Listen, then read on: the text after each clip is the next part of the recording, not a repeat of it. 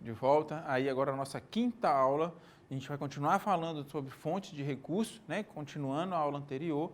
E além disso, a gente vai falar um pouco sobre as formas, né? Como se dá a entrada dessas fontes de recursos, especialmente aqui a destinação fiscal, tá? Na aula anterior, então, a gente parou falando sobre dedução fiscal de pessoa física, né? Nós colocamos que a gente tem dois tipos de deduções, a pessoa física e pessoa jurídica, e falamos na aula anterior sobre a dedução fiscal de pessoa física. E agora nós vamos falar então sobre dedução fiscal de pessoa jurídica. Elas são muito semelhantes, mas tem algumas diferenças que é importante a gente destacar e entendendo, né, que essa é a maior fonte de recurso nosso, a gente resolveu deixar nessa uma outra aula para poder falar com mais tranquilidade. Bom, não vamos voltar aqui a falar sobre o que é dedução, isso a gente já falou na aula anterior, então acessem a nossa aula anterior se teve ainda alguma dúvida. Quais são os limites, então, de pessoa jurídica? A pessoa jurídica, ela tem um limitador diferenciado, tá? Ela não limita o valor global, igual da pessoa física, né, que está o limite lá de 6%. Aqui não. Aqui é o limite de encaminhamento, né, de encaminhar para quem que você pode deduzir. Então, ele coloca, por exemplo, até 1% do imposto apurado no período, né, seja trimestral ou anual, para o Fundo do Direito da Criança e Adolescente. E outro 1% para o Fundo do Direito do Idoso. Então, aqui não tem essa limitação total, tá? Desde que esteja limitado a 1%, ele pode encaminhar tanto 1% para o Fundo da Criança, quanto mais 1% para o Fundo do Idoso, mais 1% para o Fundo da Pessoa com Deficiência, fora os outros que a gente vai falar aqui. Então, ele não tem esse valor global, esse limite global, tá? Ele limita ao encaminhamento. Então, tem até 1% do imposto apurado no período. O que a gente colocou aqui, período trimestral ou anual? Primeiro, que dedução de imposto de renda para a pessoa jurídica não pode ser feito por qualquer empresa, tá? Somente por empresas que contribuem imposto através da modalidade que a gente fala de lucro real, tá? Então, o que é lucro real? Tudo que eu ganhei, menos tudo que eu gastei e aquilo que me sobrou. Então, esse é meu lucro real. Então, em cima disso, joga-se aí 1% para saber quanto que eu posso deduzir. Tá? Essa apuração nas empresas, né, que apuram com lucro real, ela pode ser feita de forma trimestral ou anual. Então, eu apuro o imposto ou de forma trimestral ou de forma anual. Vai do que a legislação define. Tá? Se a empresa apura trimestral, então ele vai calcular esse 1% por trimestre. E o que é trimestre? Os 3 meses mesmo, por exemplo, janeiro, fevereiro e março. Primeiro trimestre. Chegou no final de março, apuro o imposto e eu apuro também quantos por cento agora desse valor que foi apurado eu já posso deduzir. Vamos para o próximo trimestre. Abril, maio, junho. Finalizou junho, eu venho aqui, analiso quanto que deu de lucro e aplico aí 1% para saber até quanto eu posso deduzir. Próximo trimestre, julho, agosto, setembro, ao final de setembro, a mesma coisa. Só no último trimestre que eu não vou ter, né? Que no último trimestre, outubro, novembro e dezembro, a minha apuração seria feita no ano anterior. Então, nesse momento, faço uma previsão, tá? De quanto que vai ter, a empresa tem condição de fazer essa previsão de uma base de lucro, para aí ela jogar aí 1%, tá? E aí ela fazer essa dedução desse valor com base no que foi apurado no período anterior e o que é ainda de previsão aí para o mês de lucratividade do mês de dezembro, certo? E aí faço a apuração e faço a dedução, ok? Então, esse é o trimestral. O anual, não. Anual é quando faço a apuração no final do ano. Passo o ano inteiro, só no final do ano eu faço a apuração do imposto, do lucro, né, do meu lucro anual, e aí eu tenho 1% sobre aquilo ali para fazer a dedução, tá bom?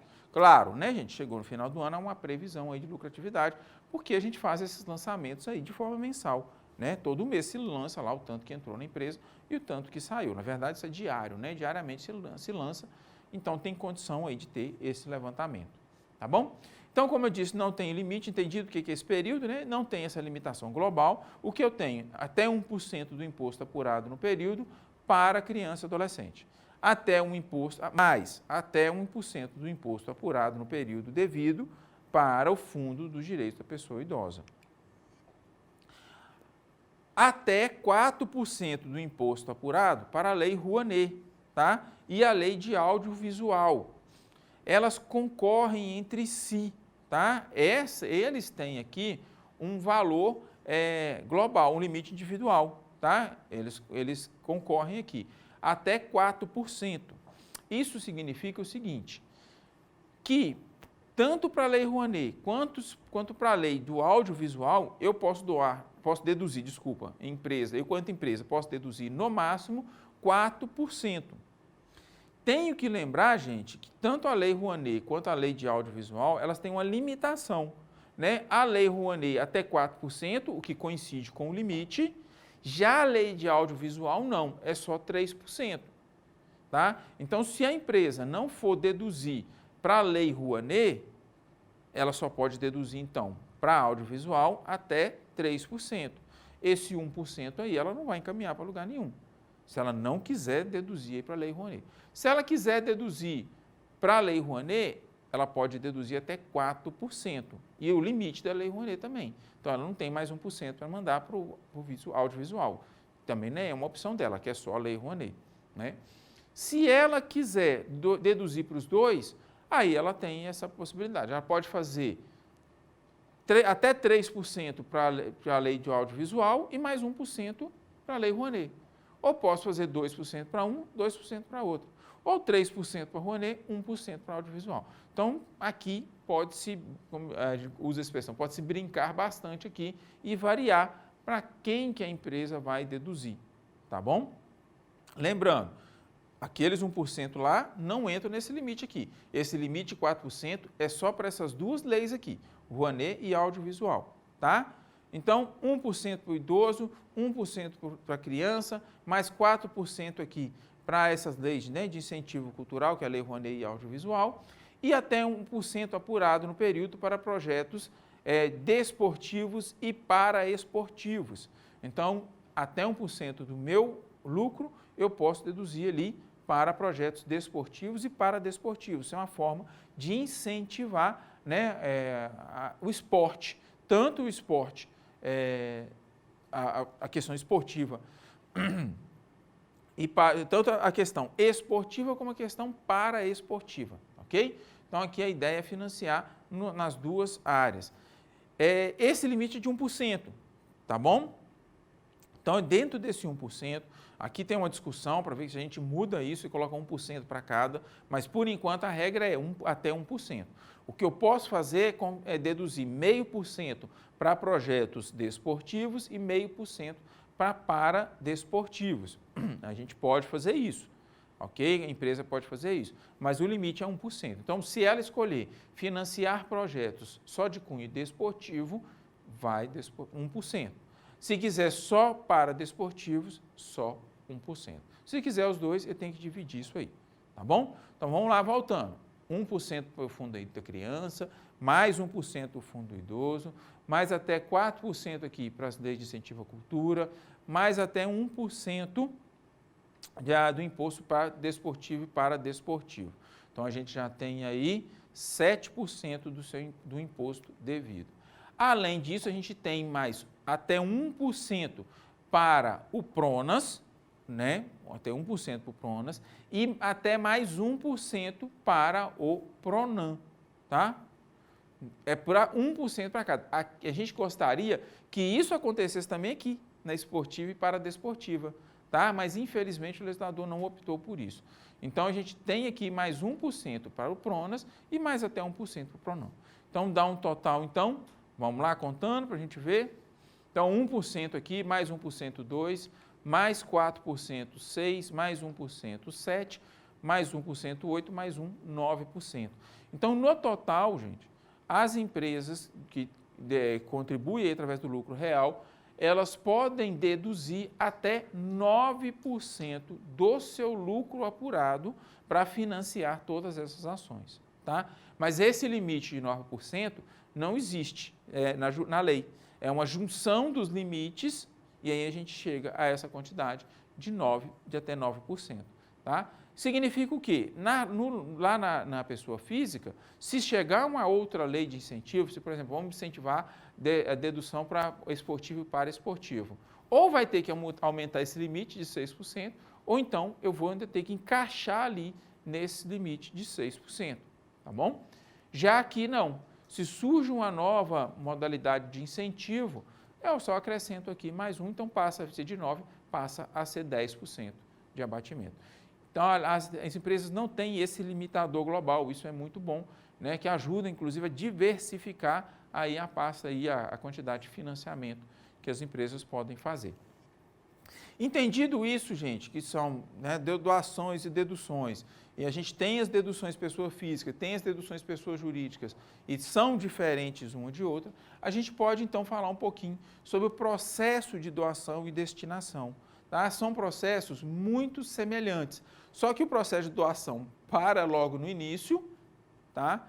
A partir do momento que a gente encaminha o recurso. Já o de dedução, não. Ele tem outros desenvolvimentos, desdobramentos que a gente vai trabalhar aqui com vocês. O primeiro, então vamos lá. Dentro do processo de doação e dedução, a primeira fase é, isso aí que nós estamos falando, gente, doação e dedução para fundo, tá? Vamos lá, vamos focar aqui só em dedução e doação para fundo. Essa regra se assemelha para outros casos, mas vamos preocupar com o FIA aqui, vamos trabalhar com a base do FIA. Então, para eu fazer uma doação ou uma dedução para o FIA, de qualquer município, eu tenho que seguir essa sequência aqui, esse método aqui que a gente colocou. Primeira coisa, selecionar o fundo para quem eu vou destinar ou para quem eu vou doar o recurso, tá? Então, para quem eu vou encaminhar o recurso. Então, eu olho o fundo, olho lá, vou no site da Receita Federal, sei lá, converso com pessoas, discuto aí, procuro saber qual é o fundo que eu vou fazer, eu vou encaminhar esse recurso. Aqui eu já preciso tomar um cuidado. Se eu for fazer doação, se o fundo estiver regular ou não, é uma opção minha. Eu posso escolher doar para um fundo não regular, tá? E aí é um problema meu. Mas se eu já quero pensar em dedução, aí eu preciso analisar um fundo regular. Como é que eu faço isso? Entro lá no site da Receita Federal, hoje no gov.br, e faço a consulta do fundo, para saber se esse fundo está legalizado ou não, tá? Lá no site hoje do Ministério da Cidadania, né, na data de hoje ainda é o Ministério, vocês podem acessar lá e buscar os fundos, tá bom? Se quiserem, também tiver dificuldade, entra lá, dá no Google, escreve lá no Google, pesquisa fundo regular. Ele vai abrir lá o site, é só clicar e você olha pelo município, tá? Vai lá e procura lá município de Coronel Fabriciano, por exemplo, ou município de Ipaba. Não importa, você vai lá, escolhe o município que você quer procurar e olha lá que vai estar a situação do fundo dele, regular ou irregular, ok? Se tiver regular, você pode deduzir, você vai poder fazer uso do benefício fiscal. Se não tiver regular, você pode doar por conta e risco, tá bom?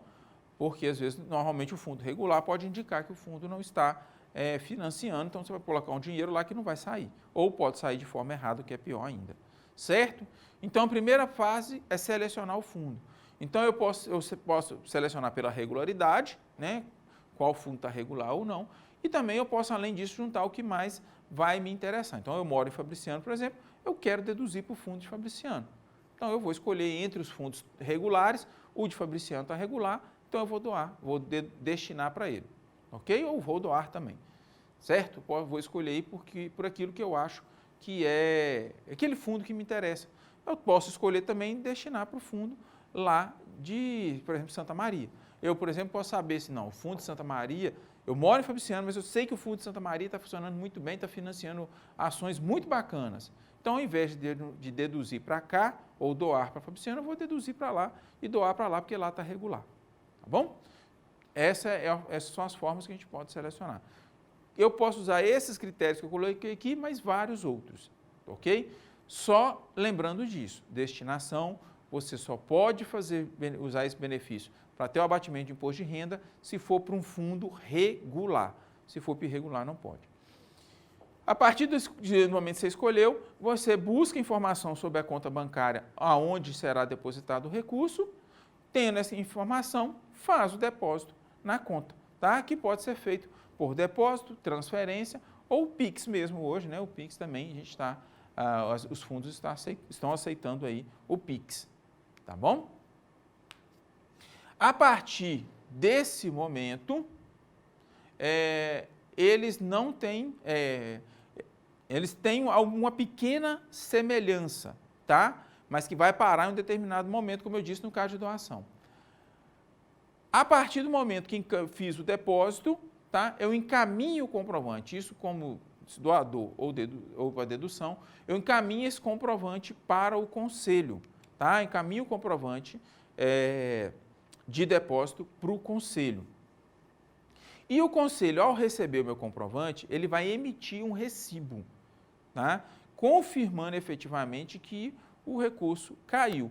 Por que a gente fala isso na doação também? Porque acontece, infelizmente, tá? Da gente depositar na conta errada, né? E aí, se o fundo não fizer essa verificação e ver realmente que a conta era aquela, eu não vou saber nunca que esse dinheiro foi para a conta errada. Então, eu doei para alguém, errei o número na hora de digitar lá, caiu na conta de uma pessoa que não tem nada a ver, não é fundo nem nada. Eu não observei,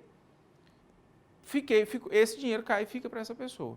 Se eu vou lá e mando para o fundo o recibo, o conselho verifica, mando para o conselho o recibo, o conselho verifica e fala, não, essa aqui não é a conta do fundo, você errou, eu tenho condição de correr atrás, tentar pegar esse dinheiro de volta e aí fazer a doação de forma correta. Então, por isso que a gente traz a doação até aqui. Mas encerra aqui, tá? As doações e as deduções se assemelham somente até aqui. A partir daqui, a dedução toma outros caminhos, tá? É muito importante para a dedução, tá? Além do recibo, encaminhar esses seguintes dados: nome de quem destinou, identidade, CPF, endereço e valor depositado, tá? Então, eu fui lá, fiz o depósito, eu vou pegar aquele comprovante, né, que via de regra vai ter o meu nome ali, e vou mandar as informações. Meu nome, meu número de identidade, o meu número de CPF e o meu endereço. Isso é fundamental. Inclusive, o recibo que o conselho vai emitir, ele tem que constar todos esses dados aqui. O nome de quem deduziu, a identidade dele, o CPF dele, o endereço e quanto ele deduziu. Muito cuidado com o valor, tá? O valor depositado tem que ser verificado. Porque às vezes ele informa que depositou, e às vezes nem é intencional, tá, gente? Às vezes ele informa que depositou X, depositou Y. Ele foi lá, pegou e ia depositar R$200 em nota de 10, de 20. E aí, na hora que ele conta lá, tem só 9. Mas ele depositou colocando como se fosse 10 notas. Tinha 180, mas na hora de fazer a conta lá, ele contou errado e escreveu 200. Então, tem que verificar isso, tá? Então, pegou esse recibo, vai lá, abre o extrato e olha no extrato se aquele valor bateu com o que foi, com o que caiu na conta, tá? Se não tiver caído, vocês têm que acertar e manda o recibo no valor correto. Então, se ele falou que depositou 200, mas depositou 180, o recibo vai em 180, tá? E não nos 200 que é informado. A mesma coisa se o valor for maior. Às vezes, mesmo caso, só que na cabeça dele tinham 10 notas de 20, que dava R$200, mas, na verdade, na hora que o banco foi ver, tinha R$220, tá? E aí, quando vocês olharam lá no valor, em vez de cair os 200, caiu o 220. O valor depositado é o de 220, é esse que vai no recibo. Ok? Então, a partir disso, com base nesses documentos, o conselho deve, até março do ano seguinte, tá, preencher um programa chamado DBF, que é Declaração de Benefício Fiscal, tá? Esse DBF é até o dia 31 de março que ele deve ser enviado, tá? Então, preenchido e enviado até dia 31 de março. E ele é o comprovante, a informação que o Conselho passa para a Receita Federal que aquela pessoa destinou para aquele fundo aquele valor específico, tá? Isso significa, gente, que se não tiver esses dados aqui, o conselho não vai conseguir preencher a DBF e muito menos enviar. E se ele não enviar a DBF ou enviar a DBF de forma errada, a pessoa vai fatalmente cair na malha fina. Não tem jeito. Errou a DBF com valor, tá? Errou aqueles dados lá, nome, identidade, errou os dados da DBF, ou não encaminhou a DBF, quem destinou para o fundo vai cair na malha fina. Se você tiver encaminhado a DBF e ela estiver errada, basta com que o conselho acerte essa DBF, né, faça uma retificação, informando ali o valor correto. O destinador vai anexar, tá, a cópia dessa DBF retificada, tá, junto com os documentos que ele já tem, o documento dele, comprovante do depósito, recibo do conselho e ainda uma cópia da DBF corrigida, encaminha para a Receita Federal, resolve-se o problema, não tem problema nenhum mais não. Mas, se não fizer isso aqui, vai cair, se não acertar, vai ter que pagar novamente. E se não encaminhar a DBF, o conselho que não encaminhou vai ter que encaminhar essa DBF e vai ser gerada uma multa, tá? Para o fundo aí, para o município. Então, tem que fazer no prazo, até 31 de março, ok? Tem que pegar esse ali, todos os recibos, com todos os nomes, entrar no sistema, preencher e enviar. Se não fizer isso, vai ter problema. Observações que a gente quer deixar para você. Primeiro, né, se fizer tudo direitinho, não vai ter problema, tá? De malha fina. Segundo, a destinação feita na declaração de imposto de renda não tem que preencher DBF.